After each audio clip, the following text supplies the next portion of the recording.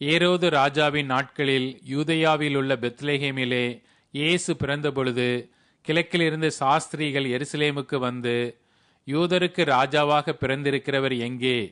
கிழக்கிலே அவருடைய நட்சத்திரத்தை கண்டு அவரை பணிந்து கொள்ள வந்தோம் என்றார்கள். ஏரோது ராஜா அதை கேட்டபொழுது அவனும் அவனோடு கூட எருசலேம் நகரத்தார் அனைவரும் கலங்கினார்கள். அவன் பிரதான ஆசாரியர், ஜனத்தின் வேத பாரகர் எல்லாரையும் கூடிவரச் செய்து, கிறிஸ்துவானவர் எங்கே பிறப்பார் என்று அவர்களிடத்தில் விசாரித்தான். அதற்கு அவர்கள், யூதேயாவில் உள்ள பெத்லெகேமிலே பிறப்பார்.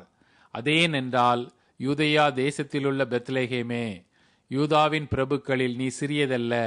என் ஜனமாகிய இஸ்ரவேலை ஆளும் பிரபு உன்னிடத்தில் இருந்து புறப்படுவார் என்று தீர்க்க தரிசினால் எழுதப்பட்டிருக்கிறது என்றார்கள். அப்பொழுது ஏரோது சாஸ்திரிகளை ரகசியமாய் அழைத்து நட்சத்திரம் காணப்பட்ட காலத்தை குறித்து அவர்களிடத்தில் திட்டமாய் விசாரித்து, நீங்கள் போய் பிள்ளையை குறித்து திட்டமாய் விசாரியுங்கள். நீங்கள் அதை கண்ட பின்பு நானும் வந்து அதை பணிந்து கொள்ளும்படி எனக்கு அறிவியுங்கள் என்று சொல்லி அவர்களை பெத்லெகேமுக்கு அனுப்பினான். ராஜா சொன்னதை அவர்கள் கேட்டு போகையில், இதோ அவர்கள் கிழக்கிலே கண்ட நட்சத்திரம் பிள்ளை இருந்த ஸ்தலத்திற்கு மேல் வந்து நிற்கும் வரைக்கும் அவர்களுக்கு முன் சென்றது. அவர்கள் அந்த நட்சத்திரத்தை கண்டபோது மிகுந்த ஆனந்த சந்தோஷமடைந்தார்கள். அவர்கள் அந்த வீட்டுக்குள் பிரவேசித்து பிள்ளையையும் அதன் தாயாகிய மரியாளையும் கண்டு சாஷ்டாங்கமாய் விழுந்து அதை பணிந்து கொண்டு தங்கள் பொக்கிஷங்களை திறந்து பொன்னையும் தூப வர்க்கத்தையும் வெள்ளை போலத்தையும் அதற்கு காணிக்கையாக வைத்தார்கள். பின்பு அவர்கள் ஏரோதினிடத்திற்கு திரும்பி போக வேண்டாம் என்று சொப்பனத்தில் தேவனால் எச்சரிக்கப்பட்டு வேறு வழியாய் தங்கள் தேசத்திற்கு திரும்பி போனார்கள். அவர்கள் போன பின்பு கர்த்தருடைய தூதன் சொப்பனத்தில் யோசேப்புக்கு காணப்பட்டு, ஏரோது பிள்ளையை கொலை செய்ய தேடுவான். ஆதலால் நீ எழுந்து பிள்ளையையும் அதன் தாயையும் கூட்டிக் கொண்டு எகிப்துக்கு ஓடிப்போய் நான் உனக்கு சொல்லும் வரைக்கும் அங்கேயே இரு என்றான்.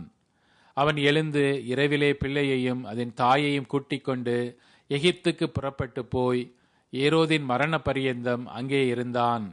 எகிப்திலிருந்து என்னுடைய குமாரனை வரவழைத்தேன் என்று தீர்க்க தரிசியின் மூலமாய் கர்த்தரால் உரைக்கப்பட்டது நிறைவேறும்படி இப்படி நடந்தது.